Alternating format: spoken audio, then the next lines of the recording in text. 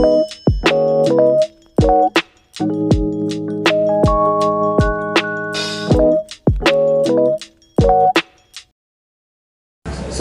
warahmatullahi wabarakatuh. Assalamualaikum warahmatullahi wabarakatuh. Selamat siang semua. Hari ini kita mau sedikit bincang-bincang dengan salah satu pelaku usaha yang ada di Kabupaten Kudus, itu Pak Imam Indar. Selamat siang Mas Imam. Selamat siang Pak Kepala Dinas, Pak Kadis, Pak Fedi. Gimana? Sehat ya? Alhamdulillah. Sehat ya. Sehat. Ya. Mas Imam, kita tahu kondisi sekarang ini kan ikan sedang banyak nih. Isu banyak ikan-ikan dari hasil tangkapan nelayan ya di pelabuhan-pelabuhan yang tidak terserap. Isunya ini cold storage penuh ya. Kemudian juga infonya bahwa ikan-ikan yang untuk pasar lokal domestik ini banyak tidak bisa keluar dari cold storage. Di sisi lain banyak nih nelayan masih menangkap ikan ya, karena mereka juga harus memenuhi kebutuhan sehari-hari dan juga pemilik kapal ada kewajiban di bank. Nah ini kalau menurut Mas Imam ini bagaimana, mungkin ada pandangan terutama untuk penyerapan atau mungkin juga distribusi ikan-ikan yang masih ada di cold storage. Gimana Mas, silakan. Ya, terima kasih Pak Kadis. Jadi memang benar apa yang disampaikan oleh Bapak tadi bahwa saat ini suplai ikan hasil tangkapan, terutama ikan-ikan pelagis kecil, ya, di betul. Jawa, di Juwana khususnya itu sangat melimpah. Satu sisi itu adalah hal yang patut untuk disyukuri, Pak. Karena memang harapannya, doanya mereka itu dapat tangkapan banyak. Dan paradigma mereka sampai dengan sekarang itu masih volume. Ya, yang namanya untung itu adalah mengejar volume hasil tangkapan. Ya, sehingga doa harapan itu dikabulkan di tahun ini. Namun demikian ternyata fenomenanya berbeda untuk tahun ini dibandingkan tahun sebelumnya. Tahun sebelumnya ya. Tahun sebelumnya kan hasil tangkapnya sedikit. Tahun ini sangat banyak, sehingga oversupply.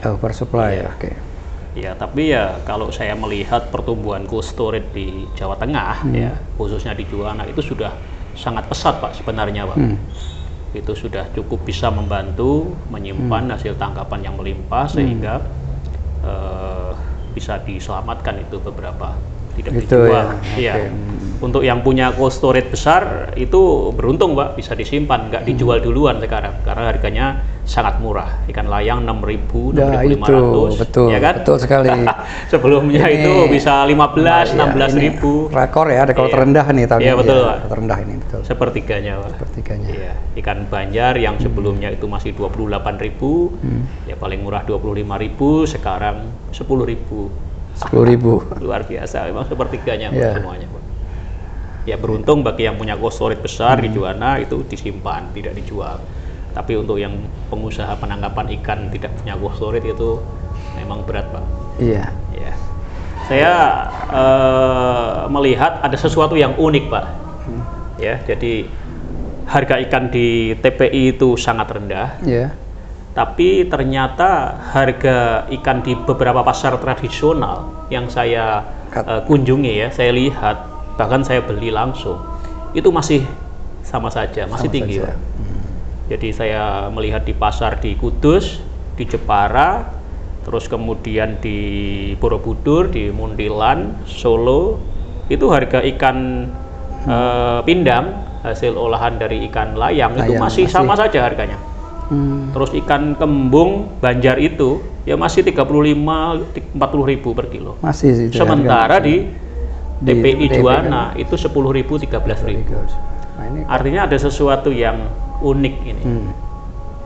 Nah ini mungkin perlu dikaji ya untuk teman-teman dari dinas, apakah sistem distribusinya itu sudah wajar atau tidak.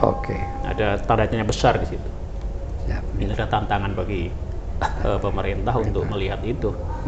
Karena kita kan sama-sama berharap ya Pak ya, saat ikan hasil tangkapan itu murah, masyarakat bisa menikmati dengan murah sehingga angka konsumsi ikan kita bisa meningkat. Betul. Ini juga satu catatan buat pengusaha penangkapan ikan agar paradigmanya sudah harus berganti, Pak.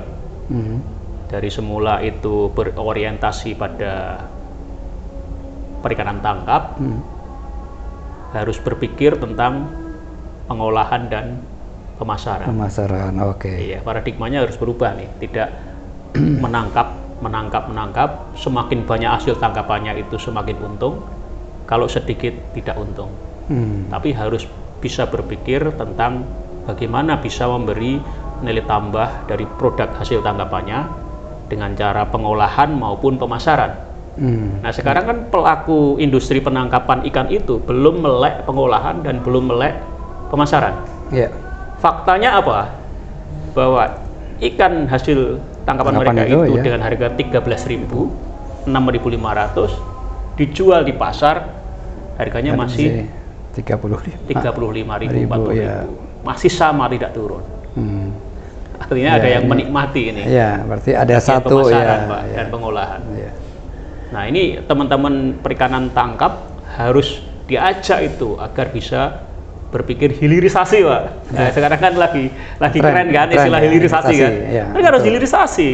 Ikan mereka itu bisa diolah atau bisa didistribusikan dengan rantai pemasaran yang lebih pendek. Ya. Sehingga mereka tidak berorientasi pada volume penangkapan lagi, tapi sudah berpikir tentang kualitas, pemasaran dan lain-lain, sehingga dampaknya ke belakang ya sustainability, Pak. Sebab orientasi volume, orientasi hasil tangkapan besar itu bisa mengancam keberlangsungan sumber daya ikan. Akhirnya yang terjadi sekarang saya melihat GT kapal itu semakin besar, ya kan? Kalau kecil nggak efisien lagi. Terus kemudian harus dapat banyak, ya kan? Nambah kapal. Ya kan begitu kan? Masih juga. Nambah kapal kan? Karena kalau sedikit mungkin rugi. Artinya orientasi mereka itu masih berpikir tentang penangkapan. Kalau bisa menghilirisasi menjadi ikan pindang yang dibuat di gunung atau ikan asap atau ikan apa sesuai dengan itu, artinya mereka akan berpikir tentang pengolahan dan pemasaran.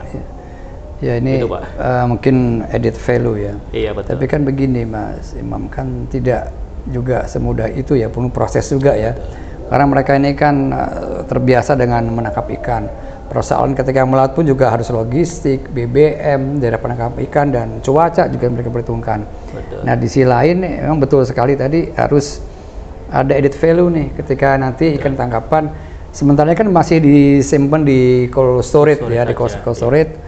Dan yang biasanya sudah ada orang beli, sekarang mungkin kondisi oversupply tadi ya, ini tidak terserap ya, terutama untuk ikan-ikan layang maupun ikan yang bisa diserap di ikan pindang seperti itu ya.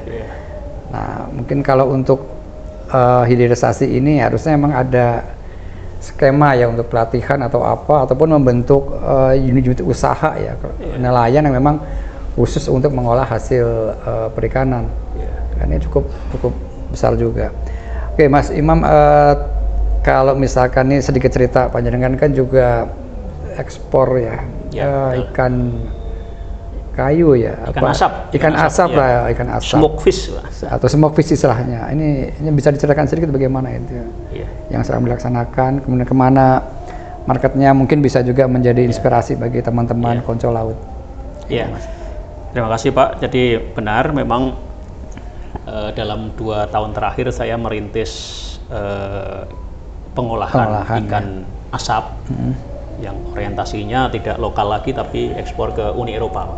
Uni Eropa? Iya, betul.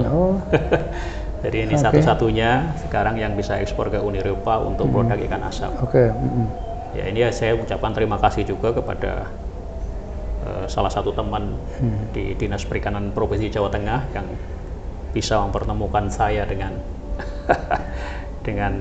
investor dan juga buyer dari Belanda. Alhamdulillah. Mungkin Bapak sudah lupa. Terima kasih, Pak. Tapi berkat jasa Bapak dan staf yang bisa membuat saya bisa ekspor ini, Pak. Ikan-ikan yang pada tahun lalu harganya masih tinggi.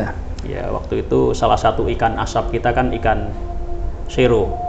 Ikan sardin. Ikan sardin ya, sarden lah ya. Itu ikan murah. Waktu itu di bulan November tahun lalu sebelum melimpah itu harganya masih 14.000 per kilo. 14.000 ya, oke. Sekarang 7.000 Pak.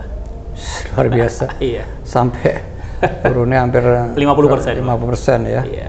Ya ini salah satu, ya tadi ada yang susah lah. Saya alhamdulillah kalau khusus untuk ikan ini lagi senang ini. Iya, karena marginnya jadi lebih banyak. Tapi ya beginilah bisnis di bidang perikanan itu bisnis momentum, Pak. Bagaimana ada momentum ketika ngambil untung, ada juga momentum ketika lagi mahal, lagi susah, itu juga berat memang. Saya juga di sini melibatkan salah satu kelompok pengolah ikan di Demak. Itu Koperasi Asap Indah, binaan dari Dinas Perikanan, memakai salah satu fasilitas untuk proses pengasapan gitu.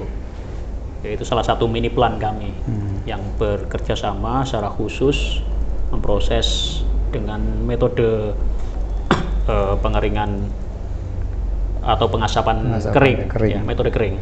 Jadi tidak seperti tradisional, tapi kita pakai oven, Pak. Pakai oven. Ya, kita bekerja sama dengan salah satu kelompok pengolah, menjadi mitra kami. Dia memproses produksi, mencari ikan sendiri. Kita hanya mengawasi saja. Nanti hasilnya dijual ke pabrik kami untuk kami proses lebih lanjut. Harapan kami juga bisa bekerja sama dengan kelompok-kelompok lain. Bisa mudah-mudahan nanti kelompok pembudidaya ikan terutama, Pak.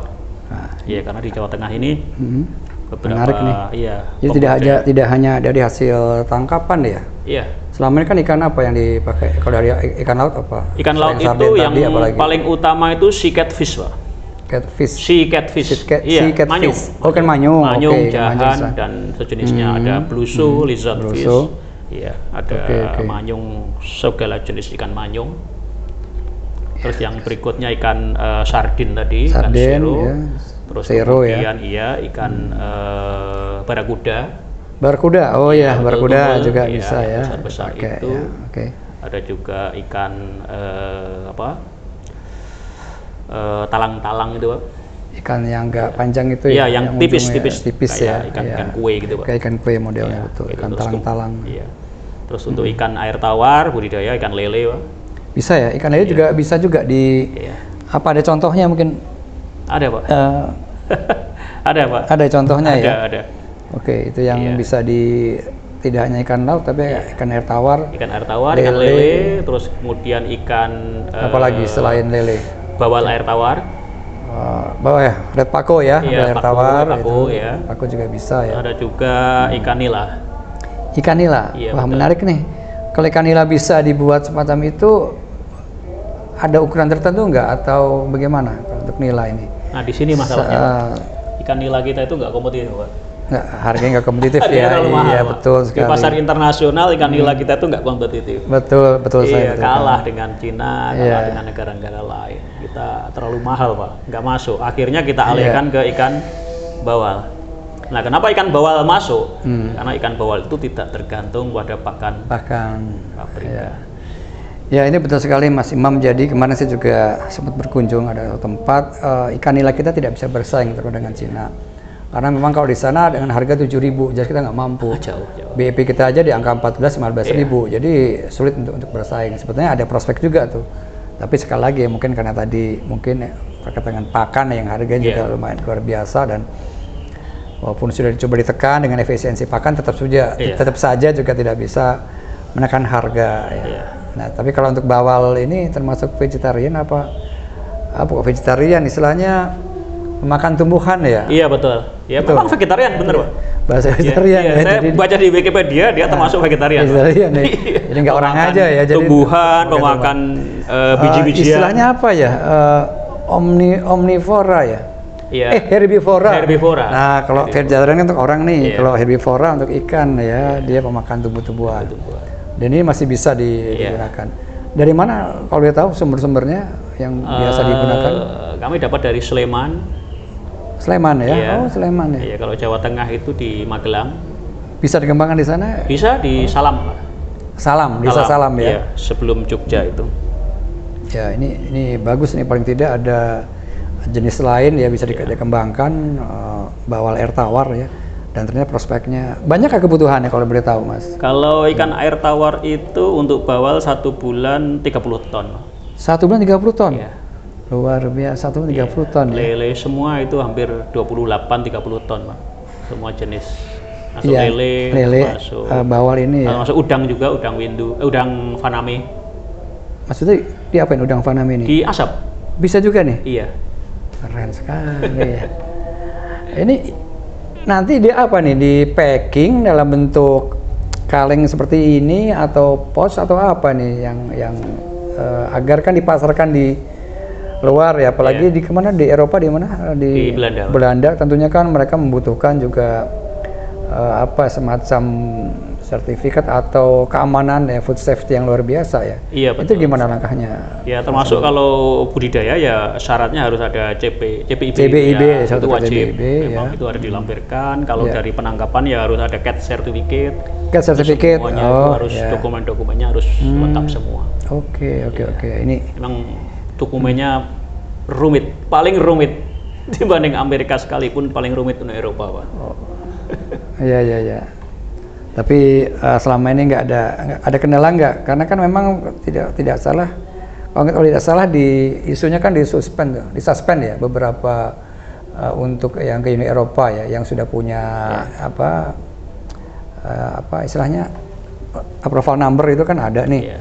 Kalau di tempatnya Mas Imam tetap bisa jalan semua ya? Kami kebetulan memang nesting proses, Pak, masih nesting proses. Alhamdulillah ya ini sudah 6 kontainer, Pak. Oh gitu. Kita baru mulai ekspor itu bulan Februari kemarin. Februari 2023 ya, ini sudah setahun. Itu juga masih trial error sampai dengan 1 tahun itu kita baru bisa ekspor mau 7. Oke. Iya, karena memang dried level ya, tingkat kekeringannya sangat tinggi, Pak. Sampai berapa persen? Sampai 80 sampai 85%. 5%. Maka disebut ikan kayu ya, ikan keras. Sampai 85%. Iya, tinggal 20-15%, sehingga ikannya itu hasilnya ya dipukul-pukul di meja itu bisa nggak pecah. Nggak pecah ya? Iya, terang gitu. Dia bisa tahan di suhu ruang bisa 1 tahun lebih. Oke, Mas Imam, jadi mungkin itu ya sedikit perbincangan kita. Saya terima kasih, dan ini juga memberikan inspirasi. Tadi banyak hal disampaikan. Salah satunya adalah prospek untuk budidaya ikan bawal ya. Iya, bawal, lele. Selain juga ikan lele yang memang bisa diolah menjadi ikan kayu, dan ini bisa diekspor ke Uni Eropa. Mudah-mudahan nanti tambah lancar, tambah sukses, dan tambah maju ke depannya. Amin. Konco Laut, sedikit tadi perbincangan kita dengan Mas Imam, dan ini juga sangat luar biasa, banyak hal disampaikan pengalaman beliau, dan ini tugas kita dari dinas bagaimana bisa mengembangkan ide-ide yang disampaikan beliau tadi agar perikanan budidaya ya di Jawa Tengah bisa berkembang. Demikian, terima kasih. Wassalamualaikum warahmatullahi wabarakatuh. Waalaikumsalam warahmatullahi wabarakatuh.